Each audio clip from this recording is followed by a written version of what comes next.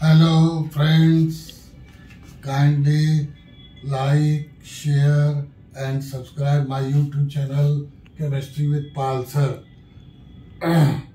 तो आज का टॉपिक है केमिकल काइनेटिक्स। केमिकल काइनेटिक्स में ऑलरेडी मैं वीडियो बना चुका हूँ, expression and equation of rate of reaction, molecularity and order of reaction, difference between molecularity and order of reaction. Order of reaction are important. It is calculated by 3 ways. Number 1, graphical method. Graphical method is only of work of research, काफ़ी मेहनत का काम है, वो exam में नहीं आएगा। दूसरा आपका इनिशियल रेट लॉ मेथड, इसका वीडियो बना चुके हैं। तीसरा आपका है integrated rate law method, integrated rate law method. तो ये आज पढ़ाना है, तो इसको ध्यान से देखिए। इससे न्यूमेरिकल क्वेश्चंस और प्रूफ करने के लिए भी आते हैं, ज़रूर आते हैं, बोर्ड एग्जाम के लिए इम्पोर्टेंट है। ठीक है, जो अभी तक सब्सक्राइब नहीं किए हैं कृपया मेरे चैनल को सब्सक्राइब कर लें। इंटीग्रेटेड रेट लॉ मेथड में 2 आपके कोर्स में है, for zero order reaction and for first order reaction. So first is for zero order reactions. For zero order reactions, integrated rate law method for zero order reaction. Suppose A is the reactant, या R ले लीजिए। Suppose R is the reactant. Suppose R is the reactant, changes into product, changes into product. इसको पहले ही मान लेते हैं कि कौन सा ऑर्डर ऑफ रिएक्शन है। बार बार इनिशियल रेट मेथड में इनिशियल रेट निकालने की जरूरत नहीं है, पहले ही मान लिया हमने कि it is zero order reaction, it is zero order reaction, zero order reaction. तो हो गया आपका rate of reaction is equal to k r to the power 0। तो rate of reaction is minus d r by d t is equal to k r to the power 0। किसी का power 0 होता है तो वो संख्या 1 हो जाती है।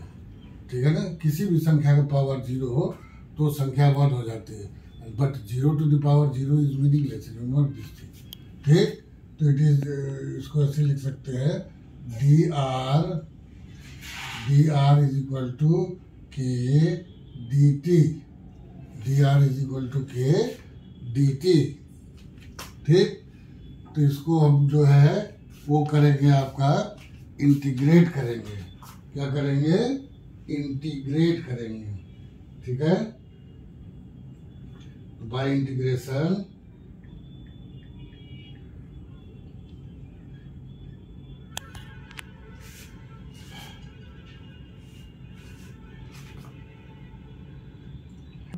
by integration we get the value of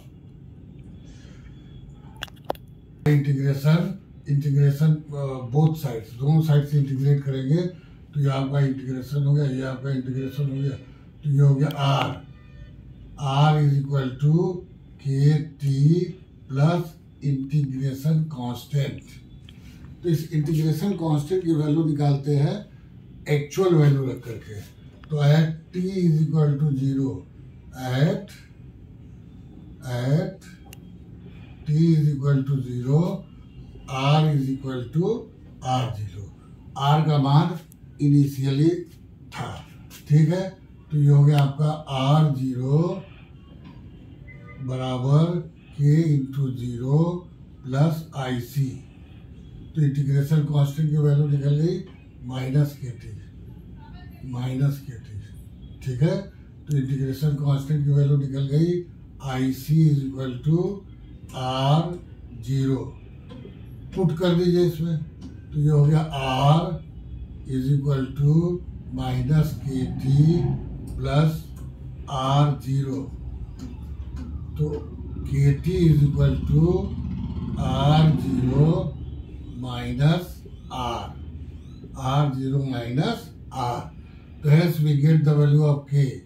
K is equal to R0 minus R upon T. तो इस तरह से हम इंटीग्रेशन कांस्टेंट की वैल्यू निकाल करके ओरिजिनल इक्वेशन में रख करके हमने वैल्यू निकाल लिया। तो k is equal to R0 minus R upon T। अगर हम ग्राफ खींचे, यहाँ पर कंसंट्रेशन ऑफ R ले लें और यहाँ टाइम ले लें, टाइम t ले लें, तो हमारी लाइन कुछ इस प्रकार से आएगी, ठीक है। तो ये वैल्यू आपका हो गया R0, ये वैल्यू हो गया आपका R0 और स्लोप बराबर हो जाएगा k माइनस k। तो इस तरह से हम k की वैल्यू इसमें निकाल सकते हैं, half life.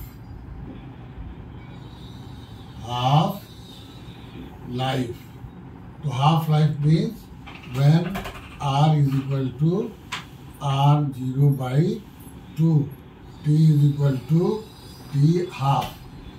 By putting the value K is equal to R0 minus R0 upon 2 upon T half. तो T half is equal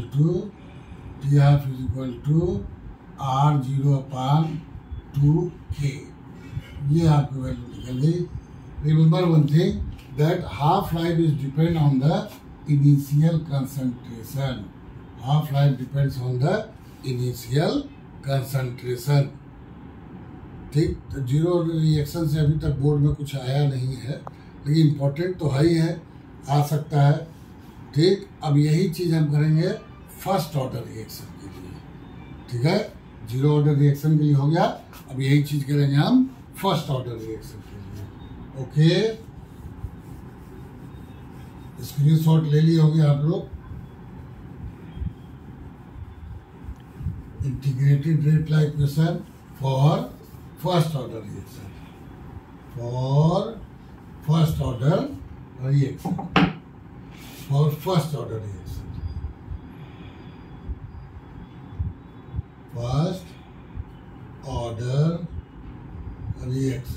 ठीक, for first order reaction suppose R is changing into product, तो rate of reaction is equal to minus dr by dt is equal to k 8r to the power 1। It is first order reaction। इधर कर लीजिए इसको, ये आपका हो गया dr by r is equal to minus k dt। दोनों side से इंटीग्रेट कर दीजिए, इसको भी इंटीग्रेट कर दिया हमने, इसको भी इंटीग्रेट कर दिया। k is constant can not be integrated. तो ये आपको याद करने की जरूरत पड़ेगी। ये आपका होता है dx by x is equal to ln x। ln is natural logarithm। It comes out to be ln r is equal to minus k t plus integration constant. जब भी इंटीग्रेशन करते हैं तो एक कांस्टेंट लगा देते हैं, इस कांस्टेंट की वैल्यू प्रैक्टिकली आती है, तो प्रैक्टिकली निकाल लिया जाए। At t is equal to 0, at t is equal to 0 जब रिएक्शन स्टार्ट नहीं हुआ था, तो r is equal to R0 value रख दीजिए। तो ln R0 is equal to minus k into 0 plus IC। तो IC की वैल्यू मिल गई, IC is equal to ln R0 हाँ, तो इस तरह से इंटीग्रेशन कांस्टेंट की वैल्यू मिल गई ln r0। इसके लिए ऊपर वाले में रख दीजिए, ये आपका हो गया ln r is equal to minus KT plus ln r0 तो minus KT is equal to ln r0 या यही देख लिया जाए स्लोप की वैल्यू कैसे निकालेंगे। इसको नेचुरल लॉगरिथम में चेंज करते हैं। तो ln x is equal to 2.303 log x, तो log x में चेंज कर लेते हैं और 2.303 का डिवाइड भी कर लेते हैं साथ में। ये हो गया आपका log r is equal to minus KT upon 2.303 plus log r0 plus log r0। अगर ग्राफ खींचा